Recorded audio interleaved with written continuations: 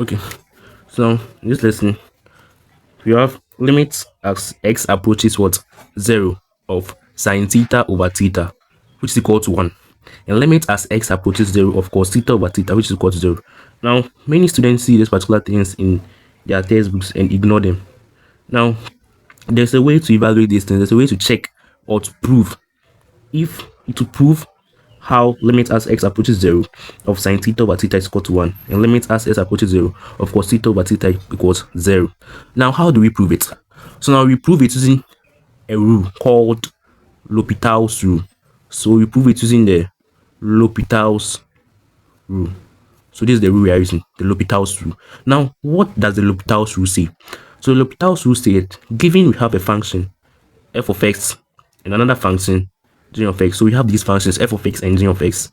Now if f of x divided by g of x, taking the limit as x approaches a, if f of x is divided by g of x and the limit as x approaches a is taken, and we obtain either 0 over 0, so and we obtain 0 over 0, or sometimes infinity over infinity, we can use what? The L'Hopital's rule. So we can use the L'Hopital's what? Rule.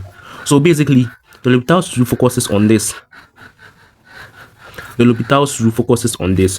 So if you are getting a limit as x approaches a of f of x over g of x, where it's giving us 0 over 0, you can apply the L'Hopital's rule. And also if you are getting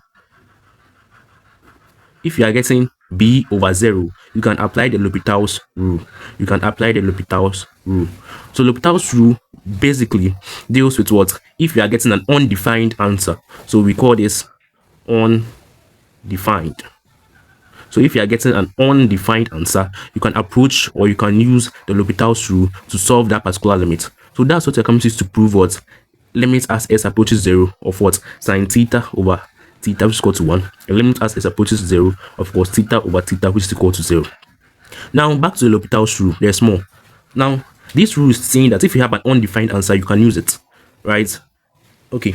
Now in this particular rule, what it does is that you are going to differentiate the functions.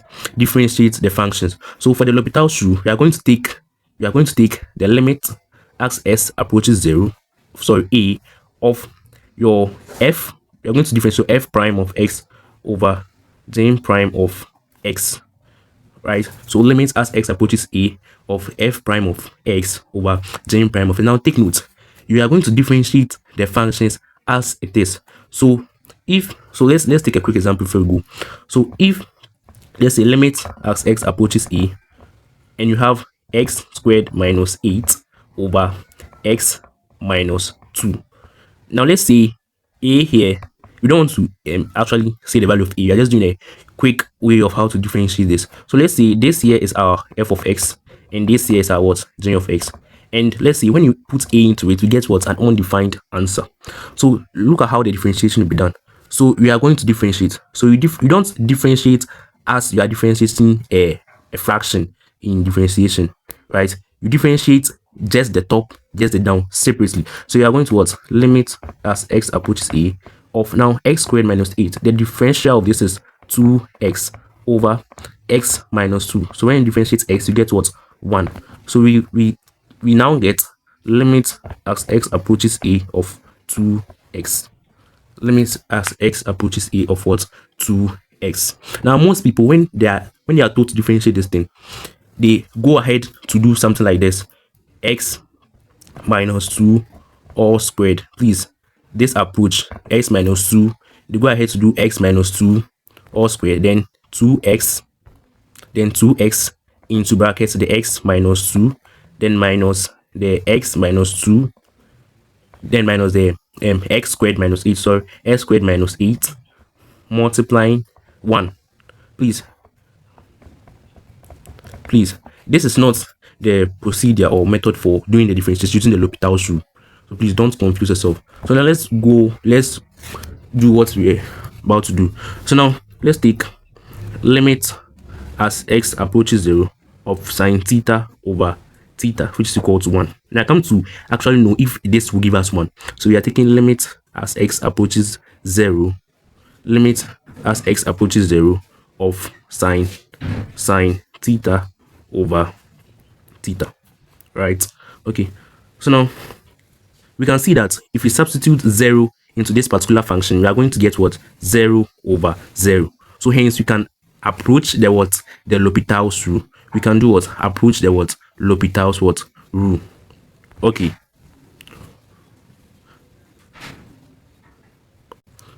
Okay.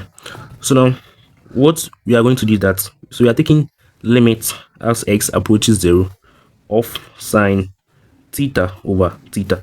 So the first thing we do is that we differentiate our sine theta, differentiate our what? Theta. So now limit as x approaches 0. So I differentiate everything with respect to theta. So when you differentiate sine theta, we know that it is what? Cos theta. So we get cos theta over. Now when you differentiate theta, you simply get 1. So our limit as x approaches 0 of cos theta. So this also remain. So now we come and get what? Limit as x approaches 0. So now when you substitute 0 into this particular thing, so of cos what? 0. So limit as x approaches 0 of cos 0. Now cos 0 is what? 1. So cos 0 is equal to what? 1. So now you can see why limit as x approaches 0 of sine theta over theta is equal to 1 because of the L'Hopital's rule. Now the next one was limit as x approaches 0 of cos theta over theta is equal to 0. Is equal to what? 0. Now we differentiate. So limit as x approaches 0. Then the differential of cos theta is negative sine theta. So negative sine what? Theta. Over now the differential of theta is what? 1. So over 1. So we come and get limit as x approaches 0 of negative sine theta. Of negative sine theta. So our answer will be limit as x approaches 0 of negative sine 0. Of negative sine 0. Now we know that sine 0 is what? 0. And 0 times negative 1 is also what? 0. So our final answer will be 0. So now you can actually see limit as x approaches what? 0. Of course, theta over theta is equal to what? 0. It's equal to what? 0. Right? So please, if you want more videos under maths, under science, and under history, so just click the subscribe button. Click the subscribe button for more videos. Thank you.